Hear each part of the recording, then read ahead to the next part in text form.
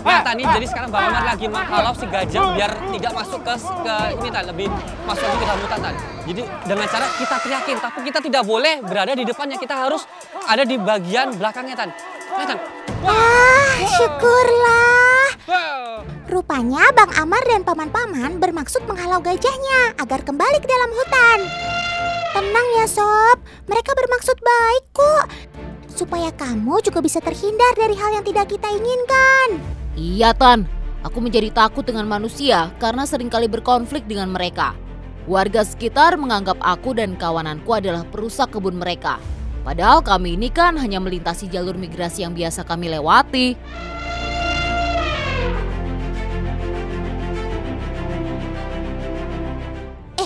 Tapi kalau Otan lihat dari gerak-geriknya sih, gajah ini kemungkinan panik karena terpisah dari kawanannya. Makanya dia mencoba untuk membuka jalan baru dengan cara menjatuhkan beberapa pohon yang ada di depannya. Kalau soal kekuatan sih, Sobat Otan ini emang jagonya ya teman. Apalagi kalau dalam keadaan terdesak, kekuatannya bisa tambah berkali-kali lipat tuh. Jadi nggak heran kalau cara penanganan yang dilakukan Bang Amar tadi dilakukan hanya dari samping atau belakang gajahnya ya teman. Hal ini tentunya untuk mengurangi kontak fisik langsung antara gajah dan juga manusia.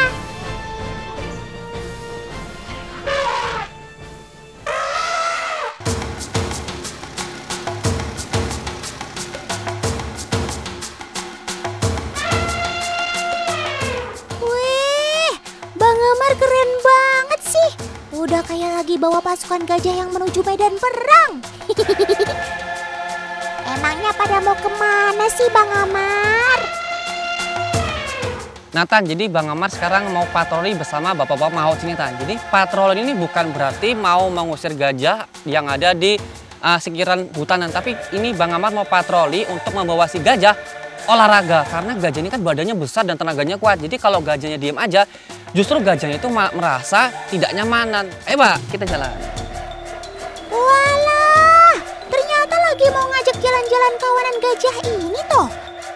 Kalau begitu, Otan juga ikut ya Bang Amar.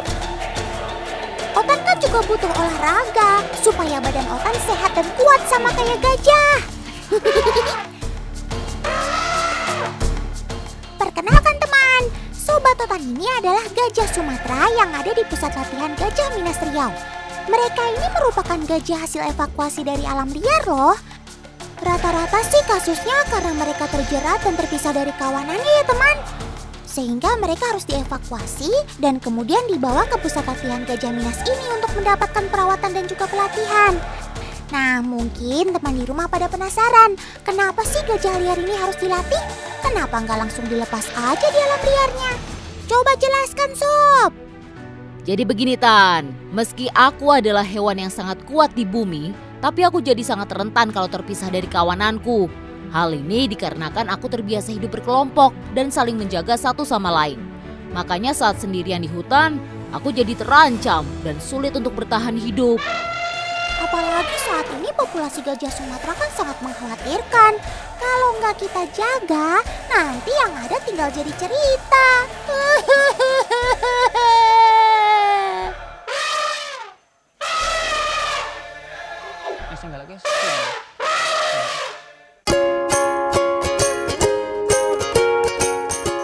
Maut atau pawang merupakan bagian yang tak terpisahkan dalam upaya pelestarian konservasi gajah. Saat ini di Indonesia terdapat sekitar 500 ekor gajah jinak yang hidupnya bergantung pada manusia. Tapi, Otan penasaran deh, sedekat apa sih hubungan gajah dengan para mahkotnya?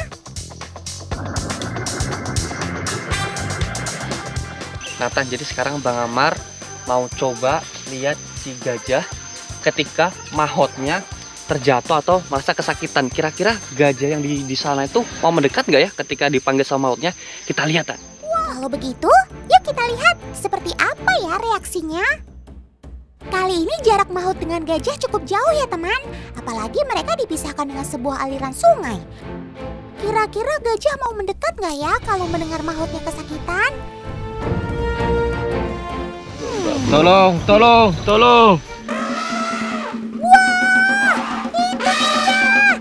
Ternyata suara teriakan paman mahut masih terdengar jelas olehnya. Padahal jarak paman dengan gajah yang berada di dalam hutan cukup jauh loh, kurang lebih 200 meter. Emang deh, pendengaran Sobat Otan yang satu ini emang gak kaleng-kaleng. Tuh buktinya, dia dengan sigap langsung datang menghampiri paman Maut yang sedang kesakitan. Hal ini cukup membuktikan kalau hubungan keduanya memang sangat erat ya teman. Oh, tentu saja, Tan. Selain karena rasa sayangku, pendengaranku juga membuat aku mudah menemukan paman Maut. Aku ini bisa mendengar hingga jarak 1,5 kilometer loh. Tapi kemampuanku ini bukan karena daun telingaku yang besar ya, Tan. Karena daun telinga ini hanya berfungsi sebagai kipas saja. Betul sekali Sob. Dengan mengipas-ngipaskan telinganya ini, gajah jadi mampu menstabilkan suhunya saat lagi kepanasan.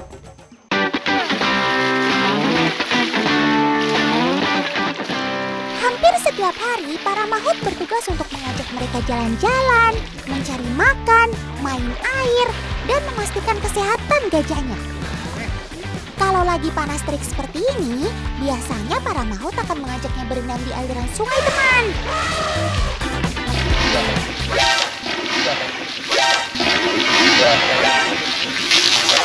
Waduh! Apa yang kamu lakukan, Sob? Kasian kan Bang Amar jadi basah seperti itu. Duh, maafin Sobat Otan ya Bang Amar. Maklum saja, mereka emang gak bisa banget ngelihat air. Kalau ada air, bawaannya pengen main terus. Oh ya teman, dalam sehari gajah dapat menghabiskan ratusan liter hanya untuk minum loh. Banyak banget kan? Waduh Sob, Otan kok ikut disiram sih? Kan Otan gak ikutan main. Daya sedot belalai gajah memang luar biasa teman. Bukan begitu Sob? Hahaha. Kalau urusan semprot dan menyedot, serahkan semuanya sama belalaiku, Tan. Gimana enggak? Sekali hisap aja belalaiku ini bisa menampung hingga 9 liter air. Atau setengah galon air yang ada di rumah kalian. Max, keren maksimal. Hei, ada apa ini? Kenapa Bang Amar lari kencang seperti itu?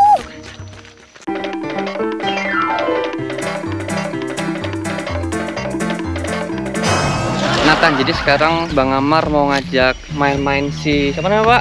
Togar. Togar umurnya berapa tahun Pak? Umur Togar 6 tahun. 6 tahun segini? Iya. Ini, oh berarti jantan nih Pak? Jantan.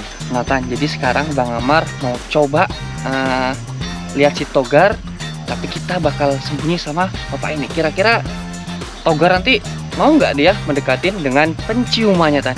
Oke, coba kita coba yuk. Yalah, Otan kira Bang Amar dalam bahaya. Ternyata sedang main petak umpet sama si Togar toh. Duh, ada-ada aja nih Bang Amar. Kalau soal penciuman sih, dia juaranya. Lihat aja belalai yang digunakan untuk mencium bau makanannya. Besar kan? Kita mau sembunyi. Ya, meskipun si Togar masih anak-anak, tapi kemampuannya jangan dianggap remeh ya. Tuh lihat, kemanapun Bang Amar dan Paman Maut bersembunyi, Togar pasti bisa menemukan mereka. Ayo Togar, kamu pasti bisa. Tangkap mereka ya, dapatkan makanan yang kamu mau. Wah, Togar ini emang pantang menyerah ya. Lihat, dia terus-menerus mengejar Bang Amar dan juga Paman Maut. Sepertinya kamu sangat lapar ya Sob. Kita udahan deh main petak umpetnya.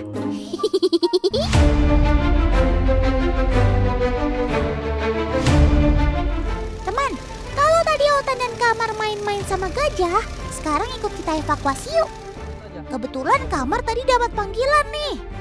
Oke Tan, jadi ini Bang Amar lagi dapat panggilan rescue.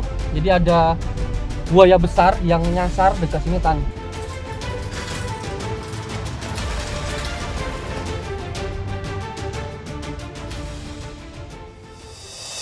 Itu dia, sepertinya buayanya ada di sana Kamar.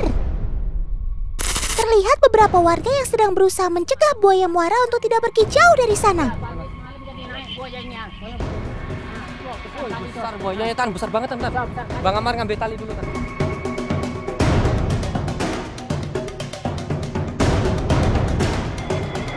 Untuk mengevakuasi buaya muara seperti ini, tentunya Kamar tidak bisa sendirian ya teman. Kamar tetap butuh bantuan dari para warga untuk mengalihkan perhatian buaya supaya Kamar bisa menangkapnya. Alat yang digunakan untuk mengevakuasi buaya ini juga terlihat sederhana. Ini ya, buaya Sungai Tangon ini naik. Karena semalam itu kan banjir itu. Oh, jadi seperti itu kronologinya. Hujan deras yang terjadi malam sebelumnya membuat air sungai naik hingga mendekati permukiman warga.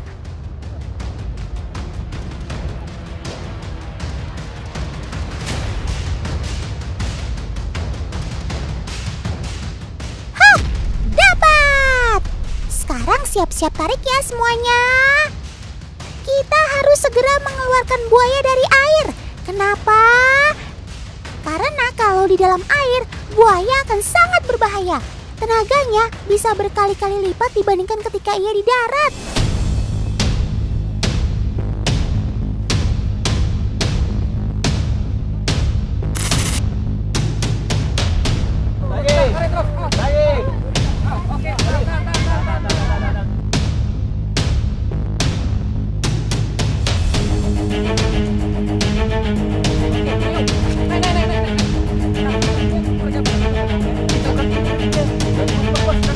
Gini Tan, jadi kalau misalnya nangkap buaya di posisi bak ngamar lagi di atas seperti ini, itu kaki buaya depan belakang harus dijajarkan sejajar dengan badannya Tan ya, seperti ini. Kalau enggak, buaya itu bisa mutar dalam posisi orang ada di atasnya. Teman, jangan khawatir ya, Sobat Totan ini tetap kuat walau ditangkap dengan cara diduduki seperti ini. Kulit buaya sebagian besar terdiri dari otot tebal yang keras. Ketebalan kulitnya sekitar 1,3 sampai 2,5 cm.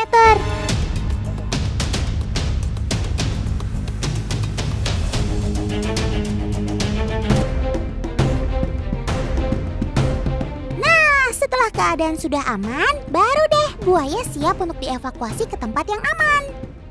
Angkat! Angkat! Oke. Baik.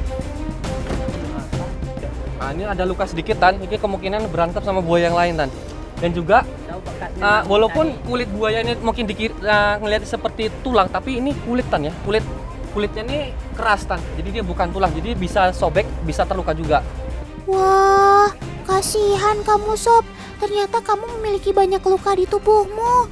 Ini tandanya di alam liar persainganmu untuk hidup juga sangat berat. Titip selamatkan Sobat Totan ini ya Kamar. Tempatkan dia di tempat semestinya ya.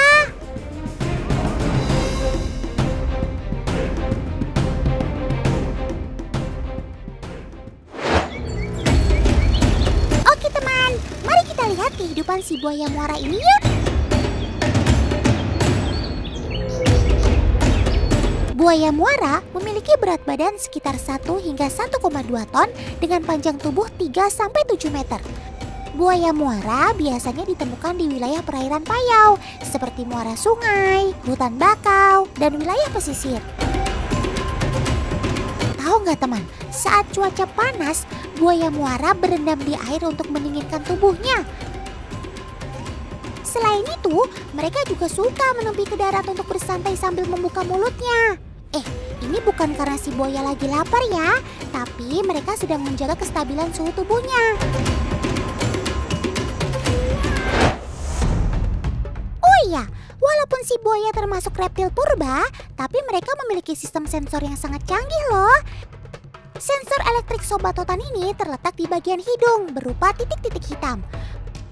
Jadi memungkinkan mereka untuk merasakan getaran sekecil apapun di air, terutama saat mendeteksi adanya mangsa. Keren kan?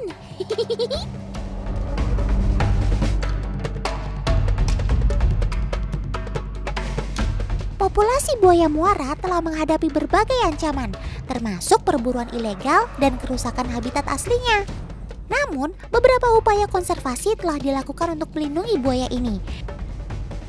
Di beberapa wilayah, populasi buaya muara mulai pulih berkat upaya perlindungan yang dilakukan. Seperti Sobat Totan ini nih, sekarang dia sudah aman di tempat penangkaran. Sehat-sehat kamu Sob, semoga lekas pulih ya.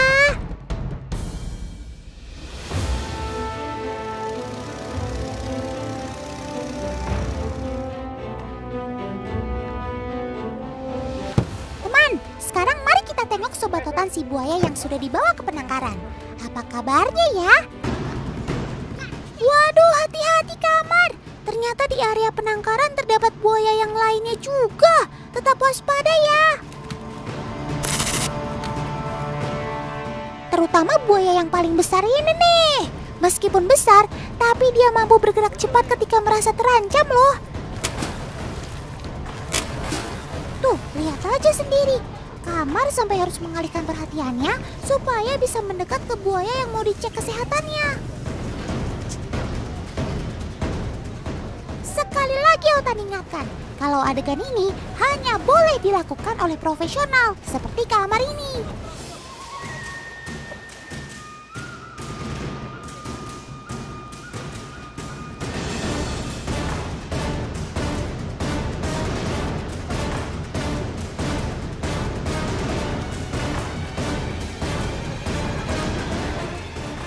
Oke Tan, jadi sekarang kita mau coba cek kondisi kesehatan buaya ini yang kemarin setelah kita evakuasi yang masuk ke dekat pemukiman warga. Jadi cara ngecek buaya itu yang pertama kita cek dulu kaki-kakinya Tan ya. Nih, lihat kaki depannya. Kaki depannya. Jari-jarinya utuh Tan ya. Jari-jari utuh. Tangan juga gemuk. Jadi menentukan buaya itu sehat apa tidak itu dilihat dari pangkal ekornya Tan. Jadi dari pangkal ekornya ini dia gemuk. Jadi itu menandakan kalau buaya ini sehat banget Tan, gitu. Syukurlah kalau begitu. Otan jadi lega dengernya. Ternyata kamu dirawat dengan baik ya Sob di sini. Luka yang kemarin ada di bagian ekor pun terlihat sudah membaik. Sangat aktif dan terlihat gemuk kamu Sob. Semoga bisa segera dirilis ke habitat aslimu ya Sob.